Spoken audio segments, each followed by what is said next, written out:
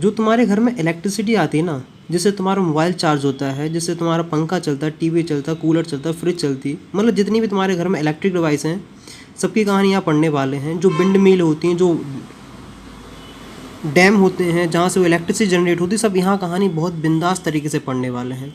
तो ये टॉपिक काफ़ी इंटरेस्टिंग टॉपिक है और जितने भी अभी तक तुम्हारे इंड्यूस्ड ईएमएफ से रिलेटेड डाउट्स हैं, फ्लक्स से रिलेटेड डाउट्स हैं, सब यहाँ क्लियर हो जाएंगे। क्योंकि जब किसी ने सेकंड वाली वीडियो देखी होगी तो किसी के दिमाग में आया होगा भैया कि मान लीजिए हमारी ये मान लीजिए क्या है, लूप है, ये मान लीजिए मैग्नेट है, आपने कहा पास और दूर ले जा रहे हैं तो इसके अंदर ईएमएफ इंड्यूस्ड हो रहा है, मतलब करंट इसके अंदर जनरेट हो रहा है। कि अगर इस मैग्नेट को हम इस तरीके से रोटेट करेंगे तो क्या इसके अंदर ईएमएफ इंड्यूस्ड होगा कि नहीं होगा। अगर इस मैग्नेट को हम इस तरीके से रोटेट करेंगे तो क्या इसके अंदर ईएमएफ इंड्यूस्ड होगा या नहीं होगा, वो भी कहानी बताएंगे। और जब किसी ने थर्ड वीडियो देखी होगी तो किसी बच्चे के दिमाग में क्वेश्चन आया होगा कि क्या भैया, जैसे मान लीजिए मैग्नेटिक फील्ड है, क्या है, मैंने कहा मैग्नेटिक फील्ड इनसाइड जा रही है, और इसके अंदर लूप रखा है इस तरीके से, और मान लेते इससे हमने लगा दिया एक बल्ब, ताकि तुम्हें समझ में आए। तो किसी के दिमाग में आया होगा भैया अगर हम इस लूप को इसके अंदर इस तरीके से मूव करेंगे तो क्या इससे बल्ब जलेगा कि नहीं जलेगा, समझे कि नहीं समझे।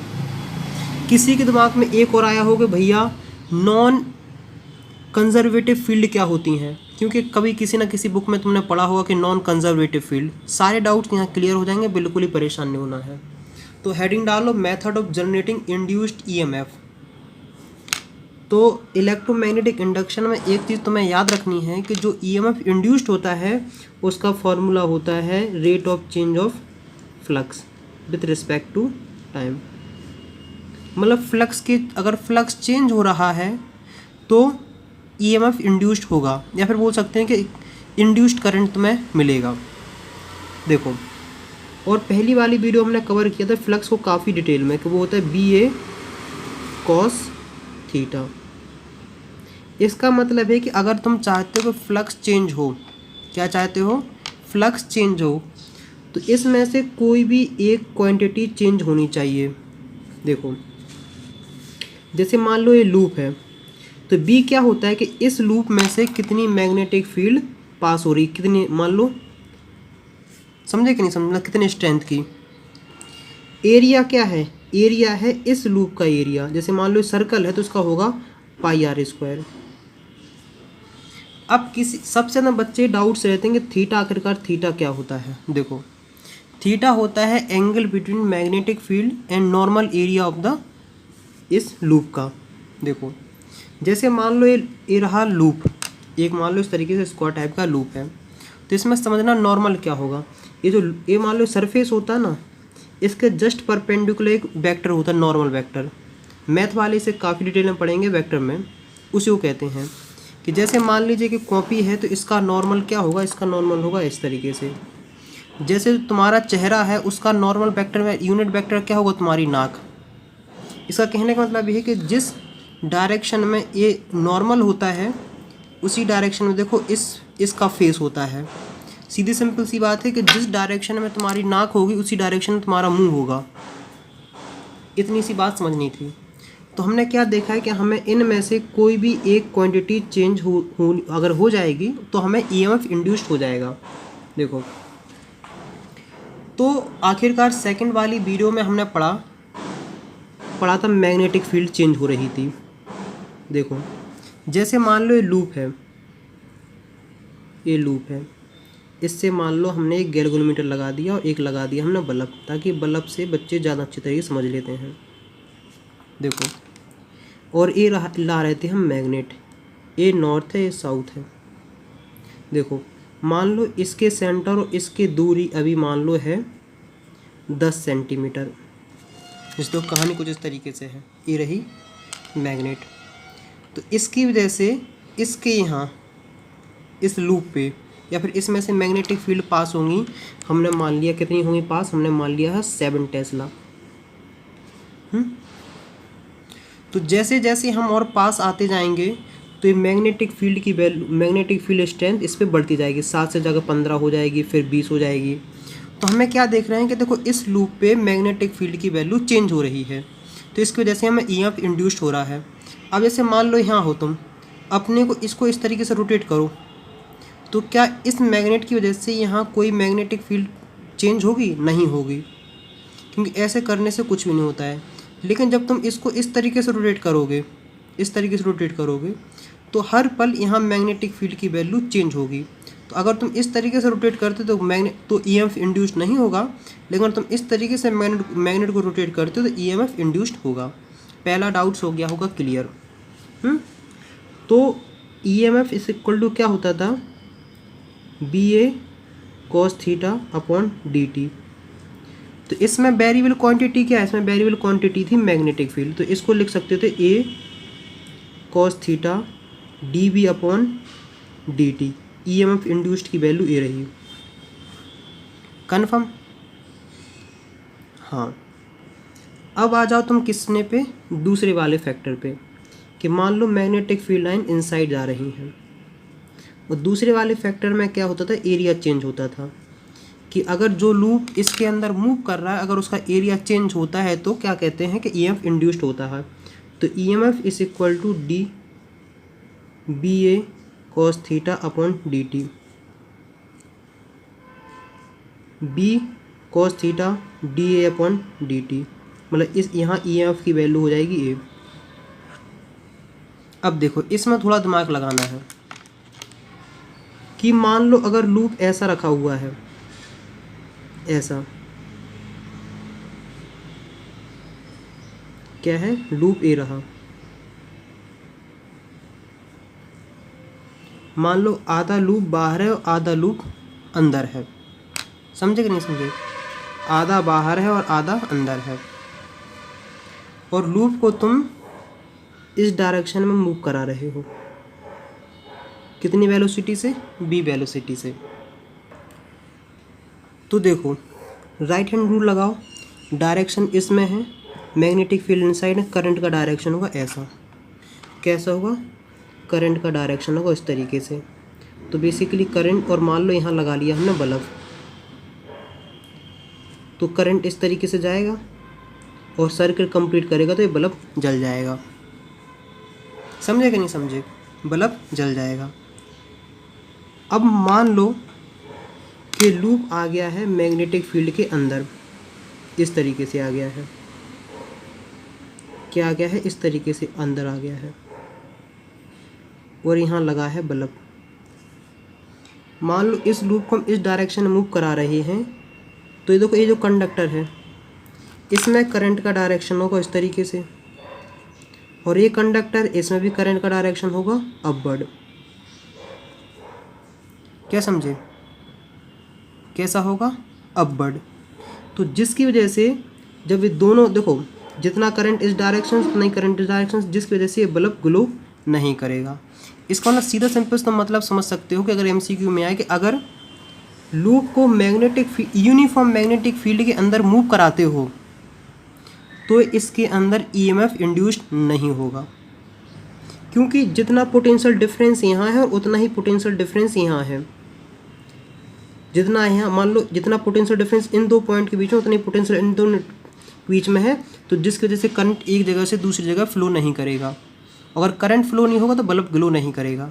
लेकिन अगर ये नॉन यूनिफॉर्म मैग्नेटिक फील्ड होती तो ये जल जाता।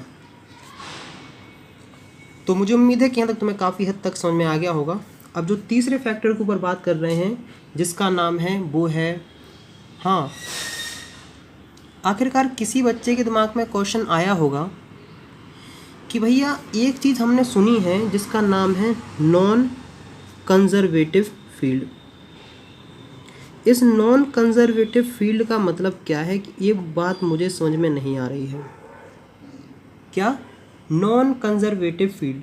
और तुमने देखा होगा नॉन कंजर्वेटिव फील्ड में वो क्या कहते हैं कि integral line integral of EDL is equal to d∅ upon dt। और जबकि कंजर्वेटिव फील्ड में क्या कहा जाता है कि E.dl इज इक्वल टू 0। अब इसका थोड़ा कॉन्सेप्ट आप समझाइए तो मैं कहूँगा बिल्कुल पूरा कॉन्सेप्ट समझाऊंगा, लेकिन एक बार क्या कर लो, अगर कहीं डाउट्स हो तो एक बार रिवाइज कर लो, नहीं तो आगे देखना स्टार्ट करो। तो मुझे उम्मीद है कि यहाँ तक तुम्हें हर एक बात अच्छे तरीके से समझ में आ गई होगी। ज़्यादा कुछ खास पढ़ा नहीं है। अब जो पढ़ने वाले हैं वो काफ़ी इंपॉर्टेंट हैं, और जो तुम्हारे दिमाग में क्वेश्चंस हैं कि आखिरकार conservative, non conservative, electric field क्या होती है, आखिरकार इलेक्ट्रिक फील्ड किस तरीके से क्लोज लूप बनाती है, क्या रीज़न है, क्या बात है, उसको डिटेल में बात करेंगे, बहुत बिंदास तरीके से करेंगे। लेकिन अब जो टॉपिक पढ़ने वाले काफ़ी इंपॉर्टेंट टॉपिक है। बेसिकली अगर हम कह सकते हैं कि थ्योरी ऑफ एसी जनरेटर है, मतलब जो तुम सेकंड जो इसके बाद जो चैप्टर पढ़ोगे जिसका नाम है अल्टरनेटिंग करंट, समझ लो यहाँ से उसकी शुरुआत है। अगर तुम्हें ये वाला टॉपिक समझ में नहीं आएगा तो अल्टरनेटिंग करंट समझने में काफ़ी ज़्यादा दिक्कत होगी। तो मैं कहूँगा कि अब बहुत कंसंट्रेट होकर इस वाली वीडियो को देखना और हेडिंग डालो जिसका नाम है induced EMF by changing relative orientation of coil and magnetic field. तो देखो सुनो, अभी तक बेसिकली हम लोग क्या जान चुके हैं कि पहले पढ़ा था हमने कि आखिरकार मैग्नेटिक फील्ड चेंज होती है तो किस तरीके से ईएमएफ इंड्यूस्ड होता है। फिर हमने पढ़ा कि आखिरकार एरिया जब चेंज होता है तो किस तरीके से ईएमएफ इंड्यूस होता है। अब जो तीसरा फैक्टर पढ़ने वाले हैं कि जब थीटा चेंज होता है तो किस तरीके से ईएमएफ इंड्यूस्ड होता है। वैसे मैं इस टॉपिक को कई बार समझा चुका हूँ इस थीटा वाले को, लेकिन फिर भी समझाऊंगा क्योंकि जब तक इसको फील नहीं करोगे तब तक तुम्हें मज़ा नहीं आएगा। तो देखो, जैसे मान लो कि एक मैग्नेट ए रही और मतलब एक मान लो ए नॉर्थ है और ए साउथ है, और मान के चलते हैं कि इन दोनों के बीच में यूनिफॉर्म मैग्नेटिक फील्ड है, और इसके अंदर हमने रखा एक लूप। क्या रखा? इसके अंदर हमने रखा लूप जिस पे मतलब कॉइलिंग है। हाँ देखो, क्योंकि बेसिकली जो मेन इंपॉर्टेंट काम है, जैसे देखा होगा तुमने कि फ्लक्स इक्वल टू क्या होता है, बी ए कॉस थीटा। ये थीटा पता क्या होता है? थीटा है angle between magnetic field and areal vector of loop. मतलब जो तुमने लूप लिया उसका एक एरिया वेक्टर होता है उसके बारे में। वैसे शायद मैं कुछ गलत जो भी हो, लेकिन कॉन्सेप्ट मेन करो कि जैसे मान लो ये लूप है तो इसके परपेंडिकुलर एक वेक्टर होता है, जैसे कई लोग नॉर्मल वेक्टर भी बोलते हैं, कई लोग उसे डायरेक्शन वेक्टर भी बोलते हैं, अब सबका अपना अपना नाम रखने का है। तो हमने क्या देखा कि हमने देखा कि एक ए बेसिकली लूप है। तो देखो ये जो नॉर्मल वेक्टर होता है ना ए, यही बताता है आखिरकार कि इस सरफेस का मतलब ओरिएंटेशन क्या है। देखो ये दिख रहा है ना, बिल्कुल जस्ट परपेंडिकुलर। इसको तुम्हें इस तरीके से समझना है, जैसे जब मैं मैथ में पढ़ाऊँगा तुम्हें, देखो पहली बात है कि अगर 11th क्लास में तुमने कुछ नहीं पढ़ा तुम्हें घबराने वाली ज़रूरत नहीं है। यहाँ तुम्हारा हर एक चीज़ क्लियर हो जाएगी बहुत बिंदास तरीके से। तो देखो मैं क्या कह रहा हूँ कि जैसे हमने क्या कहा है, हमने कहा है कि ये रही मैग्नेटिक लाइंस और इसके बीच में रखा है लूप। इसको और अच्छे समझने के लिए हम लोग क्या करते हैं कि इस पर टेप लगाते हैं और इसको इस तरीके से पेस्ट कर देते हैं ताकि तुम्हें और अच्छे से फील आए, क्योंकि जब हम इसे रोटेट करें तो ज़्यादा परेशान ना होना पड़े। तो हमने क्या किया कि हमने इस पर लगा दिया टेप, और अब देखो इस सरफेस का मतलब इस लूप का ये रहा नॉर्मल, मतलब ये जो कैप है वही बेसिकली उसके नॉर्मल के बारे में इंफॉर्मेशन प्रोवाइड करेगा। देखो ये बेसिकली वो जनरेटर मोमेंटर जो शादियों में लगे रहते हैं, जो टरबाइन लगी रहती हैं, जैसे हाइड्रो प्लांट, जो डैम होते हैं, जो विंड मिल होती हैं, सब इसी प्रिंसिपल वर्क करती हैं। समझे कि नहीं समझे? ये रहा नॉर्मल। अब तुम्हें पता है कि मैग्नेटिक फील्ड ऐसे जा रही हैं, तो अगर मैं पूछूं कि इस समय इसमें और मैग्नेटिक फील्ड में क्या एंगल है, जैसे मान लो मैग्नेटिक फील्ड है, तुम कहोगे कि भैया अभी थीटा की वैल्यू कितनी है? थीटा की वैल्यू है 90 डिग्री। अच्छी बात है। हम कहेंगे कि अगर मान लो लूप इस तरीके से हो जाता है तो थीटा की वैल्यू कितनी होगी? तुम कहोगे भैया मैग्नेटिक फील्ड ऐसे और ABC डायरेक्शन में थीटा की वैल्यू हो गई 0 डिग्री। अगर मैं कह दूँ तो ऐसा हो जाता, देखो बेसिकली 90 है। अगर ये लूप हो जाता है इस तरीके से तो थीटा की वैल्यू हो जाती है 180। और अगर मान लो लूप इस तरीके से जनरल कहीं ये ऐसा रहा, मान लो लूप ऐसे है, तो और ये रही मैग्नेटिक फील्ड। देखो ये जो एंगल बन रहा है ना, ये जो एंगल है वही एंगल इंपॉर्टेंट है, ये थीटा है। तो मान लो थीटा को जनरल ले लिया है थीटा। तो बेसिकली हम लोग क्या देख रहे हैं कि देखो 90 से ये 0 डिग्री पे वेरी कर रहा है, फिर ऐसे दोबारा 90 पे आ रहा, फिर 180 पे आ रहा, फिर इस पे 0 पे आ रहा है। इस बात को समझने, ये तो कोई टॉपिक काफ़ी इंपॉर्टेंट है, इसलिए मैं चाह रहा हूँ कि इस पर तुम्हें ज़्यादा अच्छा सा कमांड रहे।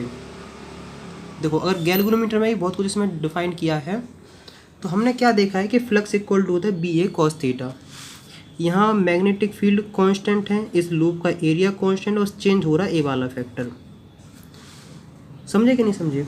हाँ, बेसिकली थीटा क्या होता है? थीटा है एक प्रकार का एंगुलर डिस्प्लेसमेंट।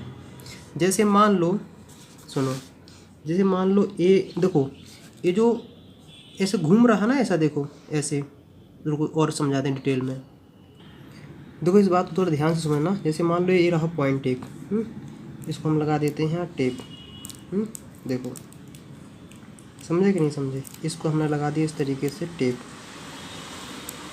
देखो ये पॉइंट है। देखो ये मान लो जब पॉइंट इस तरीके से घूम रहा होगा, मान लो इस तरीके से पॉइंट ऐसे घूम रहा होगा, तो बेसिकली तो इस पॉइंट पर सिर्फ फोकस करना है। इस जब पॉइंट ऐसे तरीके से घूम रहा होगा तो एक पूरी तरह से कंप्लीट सर्कल बना रहा होगा कि नहीं बना रहा होगा? कि मान लो भी स्टार्टिंग ऐसे है, तो हमने देखा कि ये जो पॉइंट है आखिरकार पूरा एक तरीके से कंप्लीट सर्कल बना रहा है कि नहीं बना रहा है? तो मैं कहूँगा कि अगर इस सर्कल का सेंटर ए रहा है और इसने पूरे इस यहाँ से लेके इस तरीके से पूरा लगाया है, तो वैसे तो पता है कि थीटा 360 है या फिर 2 पाई बोल सकते हैं, बेसिकली थीटा है। तो आखिरकार इस पॉइंट ने आखिरकार जितना मूव किया है, मतलब या फिर इस टिप को भी देख सकते हो कि टिप से सर्कल बनाते हैं, तो बेसिकली एक सर्कल बना रहा है। अगर मान लो ऐसे पॉइंट था और वो यहाँ से लेके यहाँ तक गया है, तो यहाँ से लेके यहाँ तक आया, थीटा की वैल्यू कितनी है? थीटा की वैल्यू 90 डिग्री। समझे कि नहीं समझे? थोड़ा इसमें दिमाग लगाने की ज़रूरत है। तो हम क्या कह सकते हैं कि थीटा बेसिकली एक एंगुलर डिस्प्लेसमेंट है। और जब कोई चीज़, देखो मान लो अगर मान लो एक पॉइंट रोटेट कर रहा है, मान लो एक पॉइंट यहाँ से यहाँ जा रहा है, तो कुछ ना कुछ उसकी वेलोसिटी होगी।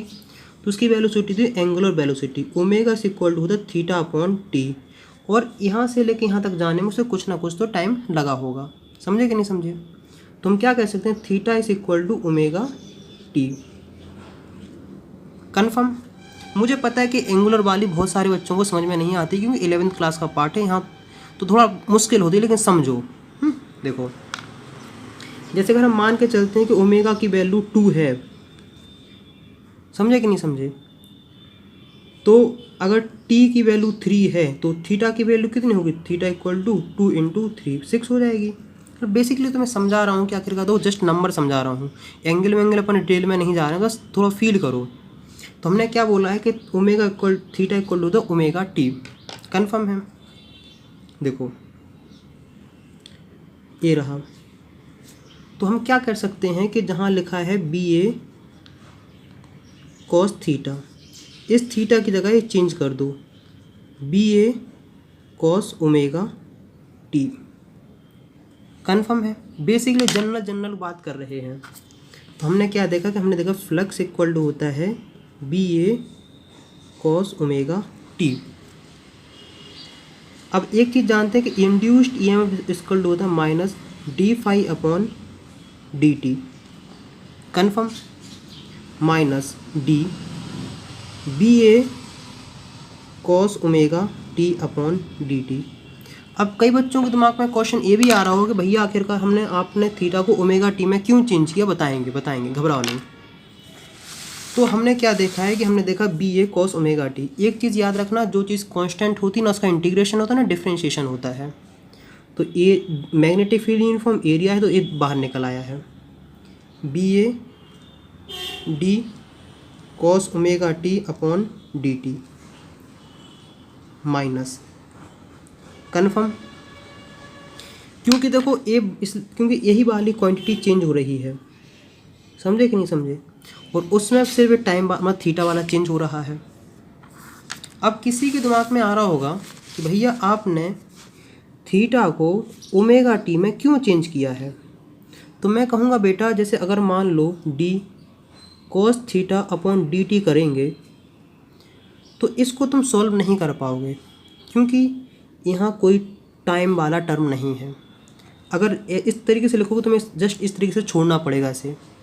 लेकिन जब तुम इसको लिख दोगे D cos omega T D T, तब तुम इसको अच्छे तरीके से सॉल्व कर लोगे। कि जैसे देखो लिखा है d x square upon d x और एक साइड लिखा है d x square upon d y. तुम इसको सॉल्व नहीं कर पाओगे, इसी को तो करोगे ना सॉल्व। बस इस ये भी कहानी इसी की है। और एक चीज़ बता दें कि कॉस थीटा का डिफ्रेंशिएशन होता है माइनस साइन थीटा और साइन थीटा का डिफ्रेंशिएशन होता है कॉस थीटा, याद रखना। अब यहाँ थोड़ा मैथ का पार्ट समझाऊंगा, जो बायो वाले हैं तो घबराना नहीं, बहुत बच्चे समझ में आएगी। देखो सुनो, देखो इसमें थोड़ा चेन रूल वाला सिस्टम यूज़ हो जाएगा। D upon d T cos omega T,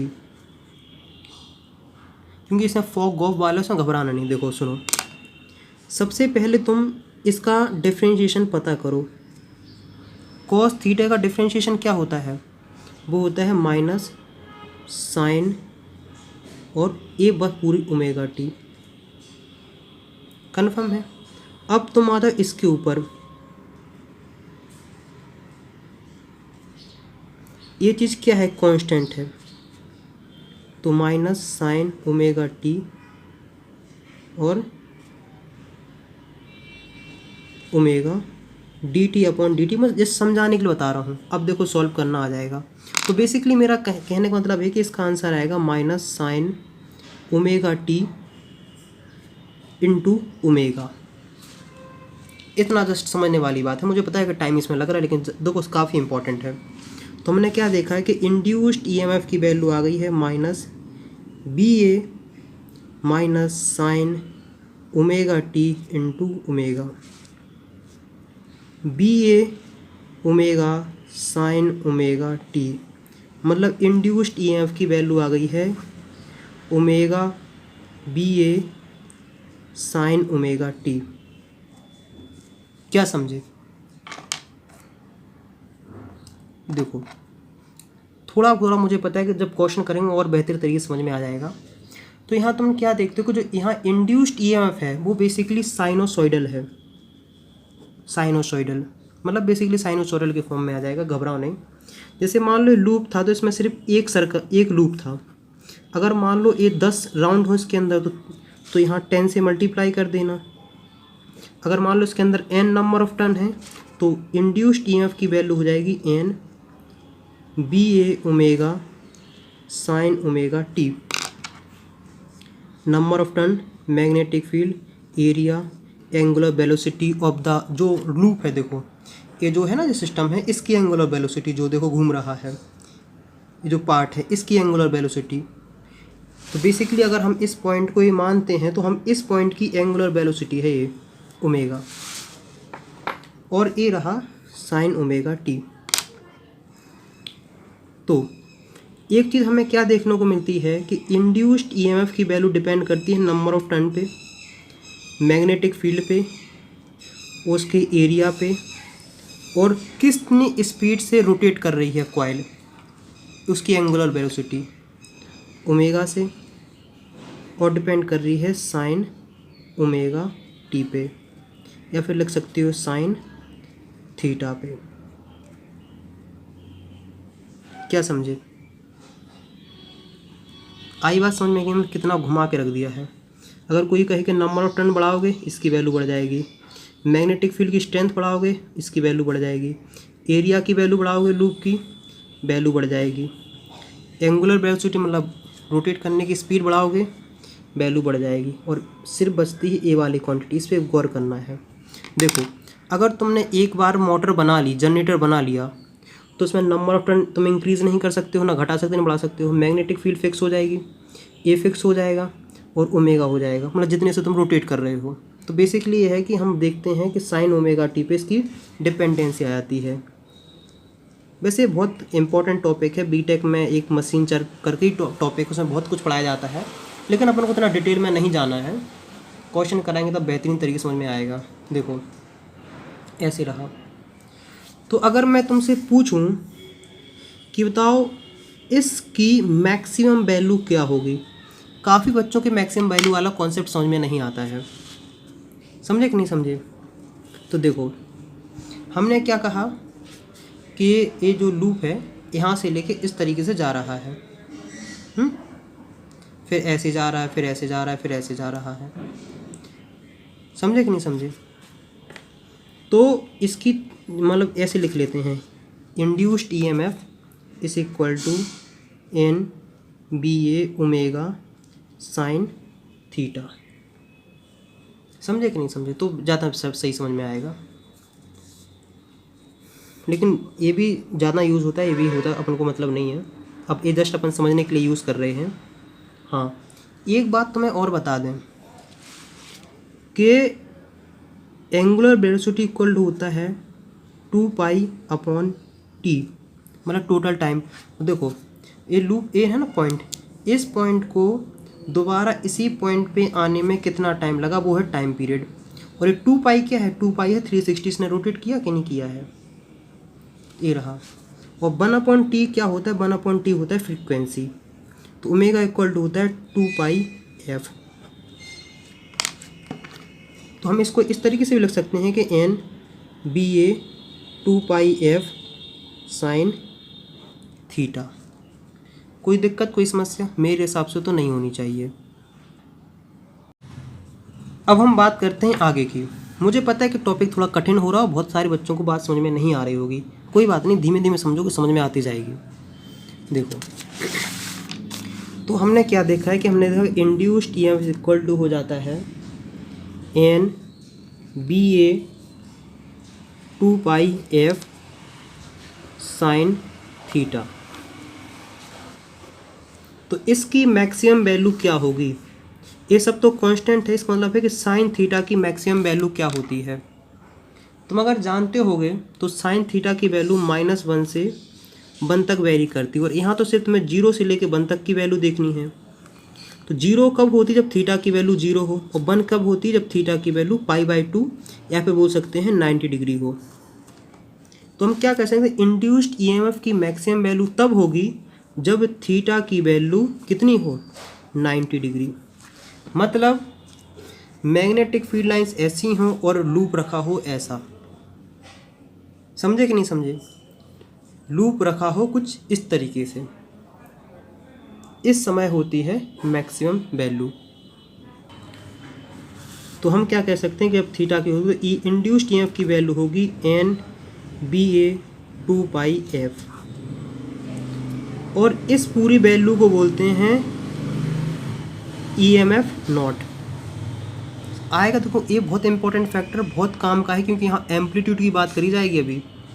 तो हमने देखा कि इंड्यूस्ड ईएमएफ इक्वल टू होता है not upon sine omega T,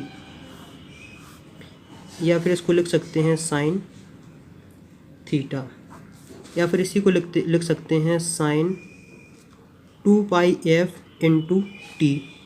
क्योंकि हमने बेसिकली क्या किया, हमने इस ओमेगा को इसके अंदर चेंज कर दिया है।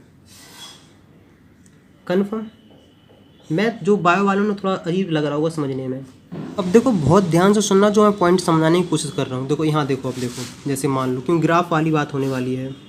जैसे मान लो मैग्नेटिक फील्ड का डायरेक्शन ऐसा रहा है और लूप रहा इस तरीके से, तो भी मैं कहूँगा कि मान लो लूप इस तरीके से रखा है, इस तरीके से है इनिशियली। थीटा की वैल्यू कितनी है, थीटा की वैल्यू है 0, तो E equal to E not sine theta 0, E की वैल्यू 0, मतलब E1 की वैल्यू 0 आई है। हम रोटेट कर रहे हैं इस तरीके से एंटी क्लॉकवाइज। अब एंगल कितना हो गया है, अब हो गया है थीटा की वैल्यू हो गई है π/2, मतलब 90 डिग्री। तो E2 is equal to E not sine 90, कितना आया वैल्यू, इसकी वैल्यू आ जाती है E0 E2। फिर इस तरीके से रोटेट करते गए और फिर इस तरीके से आ गया है E3 E0 साइन 180, साइन 180 की वैल्यू 0, तो E3 की वैल्यू 0, मतलब इस तरीके से पूरा इस तरीके। हाँ, फिर हम क्या करें, इस तरीके से आ गए तो E4 थीटा की वैल्यू 270, तो E2 इक्वल टू हो जाएगा -E0। और फिर दोबारा हम इस पे आ गए हैं π/2 पे, मतलब 180, मतलब 360 घूम रहे हैं। तो मेरा बेसिकली कहने का मतलब ये है कि ये ग्राफ बने हैं कुछ इस तरीके से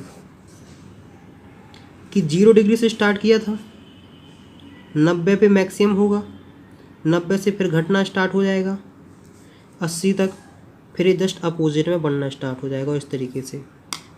तो तुम अगर मैथ वाले हो तो जानते हो कि साइन का बेसिकली ग्राफ होता है। मुझे पता है ये वाला टॉपिक थोड़ा बच्चों को समझ में नहीं आ रहा होगा, पता है, कोई बात नहीं, आएगा आएगा आएगा। तो मान लो ये इंड्यूस्ड ईएमएफ और ये थीटा का ग्राफ है, बेसिकली कह सकते हैं कि साइन थीटा का ग्राफ है ये। तो अगर मैं तुमसे कहूँ कि बताओ बेटा कि तुम्हारे पास ग्राफ है कि 8 साइन ओमेगा टी,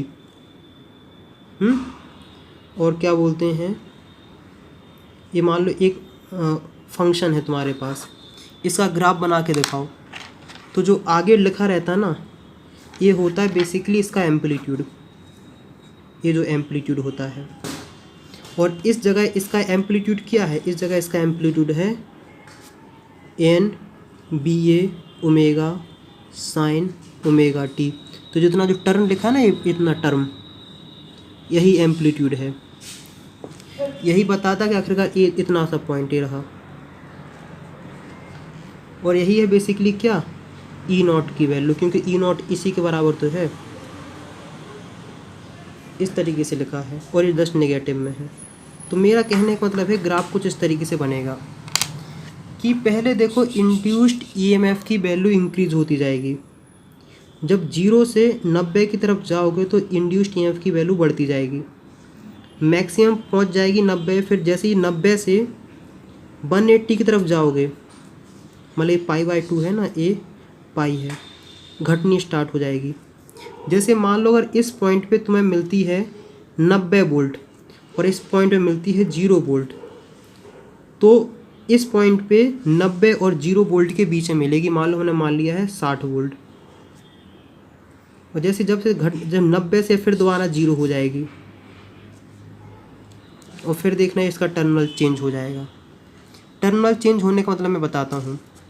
जैसे मान लो कि हमने इस मोटर से लगाई है LED, क्या लगाई है, LED। LED की खासियत है कि फिक्स्ड टर्मिनल पे ही ये ग्लो करती है, अगर तुम टर्मिनल चेंज कर दोगे तो ग्लो नहीं करेगी LED, याद रखना। जैसे मान लो कि इस पे पॉजिटिव लगता है और इस पे लगता है नेगेटिव, अगर तुम इस पे लगाओगे नेगेटिव और इस पे लगाओगे पॉजिटिव तो LED ग्लो नहीं करती है, याद रखना। तो जैसे मान लो इसमें लगा, देखो सुनो, मान लो कि हमने ये मोटर ली है, एक रोटेटर है, LED लगाई, LED है ये, देखो LED है ये।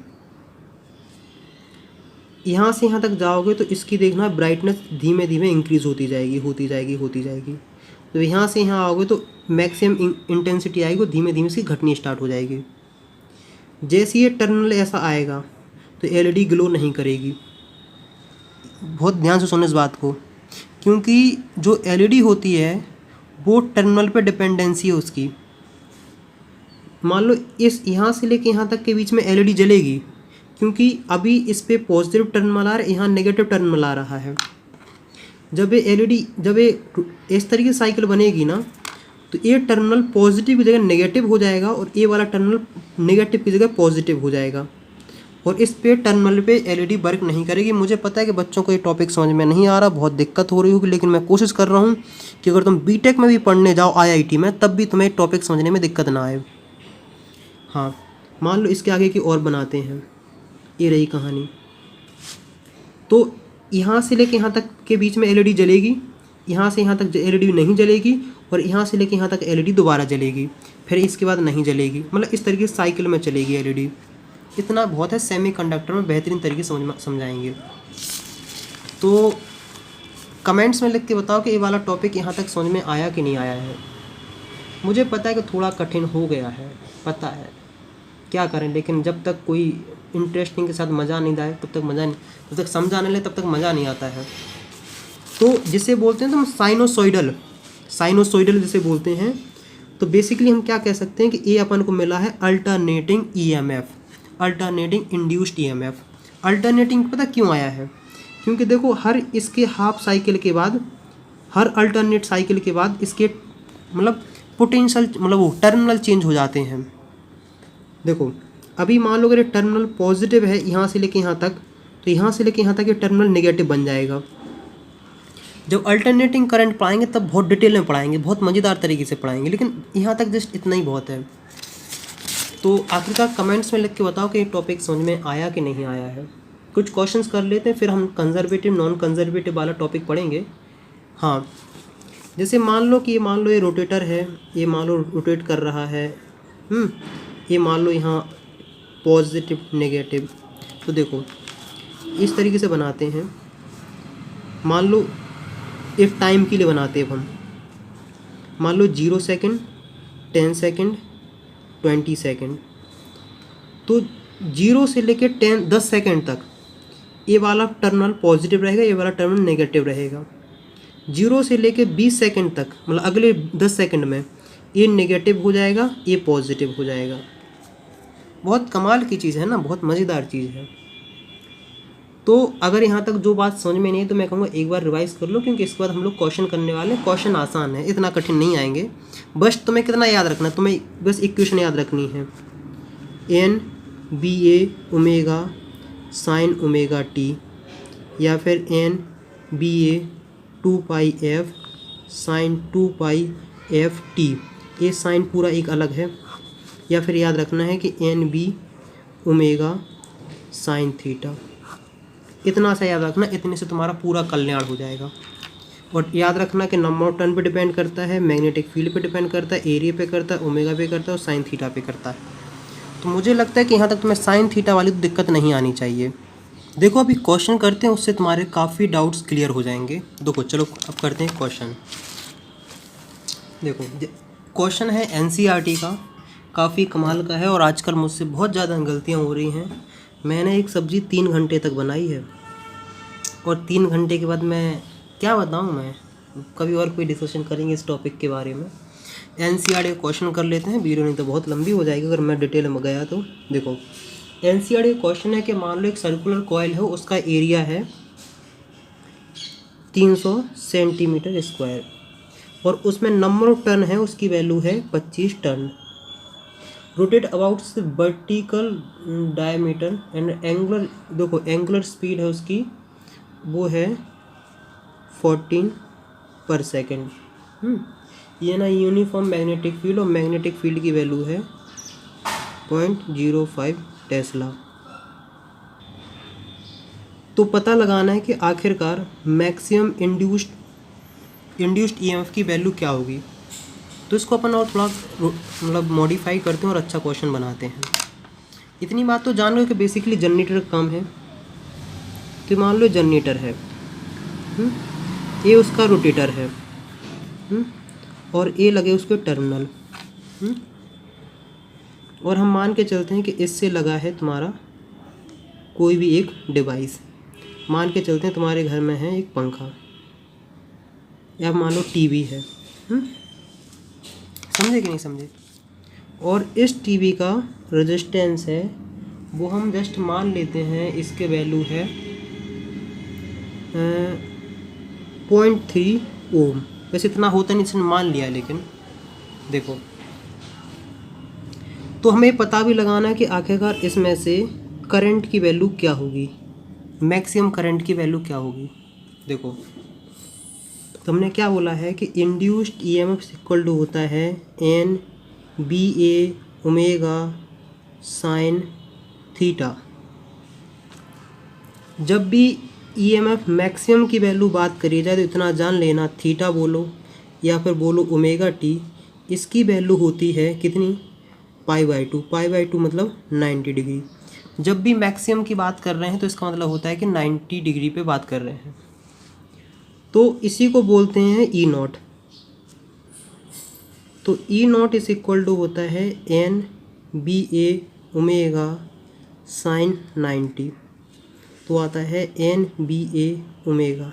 Number of turn 25, magnetic field 0.05, A की वैल्यू, हाँ इम्पोर्टेंट बात यहाँ है, ए की वैल्यू दी है 300 सेंटीमीटर स्क्वायर में। सबसे पहले क्या करना है, इसको एसआई यूनिट में चेंज करना। तो चेंज करोगे तो ए की वैल्यू हो जाएगी 300 इंटू 10⁻⁻4 मीटर। कुछ बच्चे महान होंगे जिन्हें कन्वर्जन नहीं आता होगा, उसमें थोड़ा ध्यान दो तो ज़्यादा सही रहेगा। तुमने क्या बोला है, 300 इंटू 10⁻⁻4, और ओमेगा की वैल्यू क्या है, ओमेगा की वैल्यू है 40। तो कुछ नहीं, सॉल्व करके लाओगे आंसर आएगा 1.5 वोल्ट। तो बेसिकली इसका ग्राफ तो कुछ इस तरीके से बनेगा। तो इसका मतलब ये है कि जो ये ए वाला है ना, ये यहाँ 1.5 है, समझे कि नहीं समझे। इसका मतलब है कि मैक्सिमम इसके अंदर जो ये मान लो पॉजिटिव मान लेते हैं, नेगेटिव मान ले, तो मैक्सिमम पोटेंशियल डिफरेंस जो होगा वो 1.5 वोल्ट होगा। और 1.5 पे निकालना है कि आखिरकार इसमें करंट की वैल्यू क्या होगी।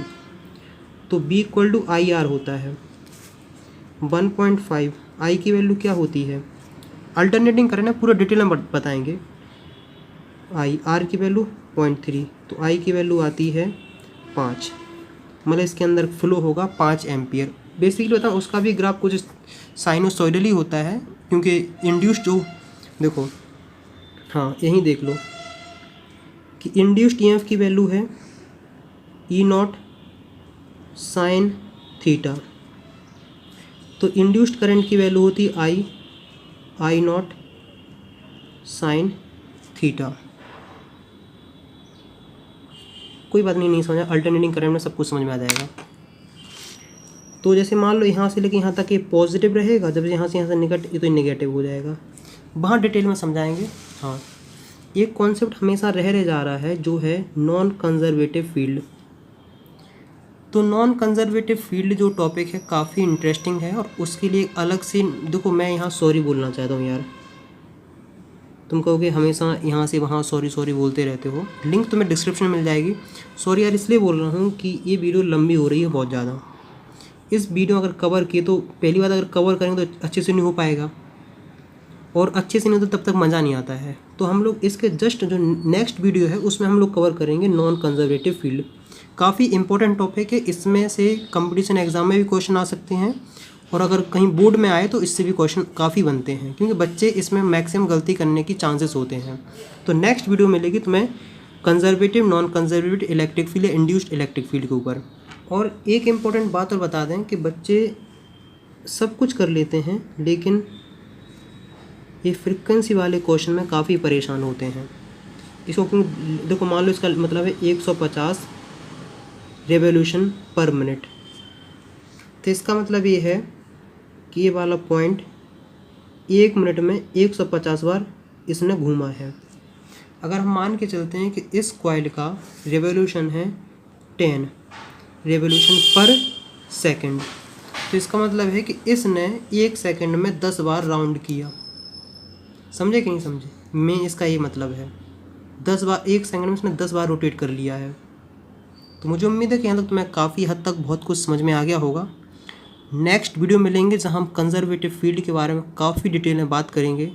यहाँ इसलिए नहीं कर पा रहे हैं क्योंकि वीडियो लंबी हो रही है और फिर मज़ा भी नहीं आएगा। तो नेक्स्ट वीडियो मिलते हैं दमदार टॉपिक के साथ, तब तक बाय, ऑल द बेस्ट।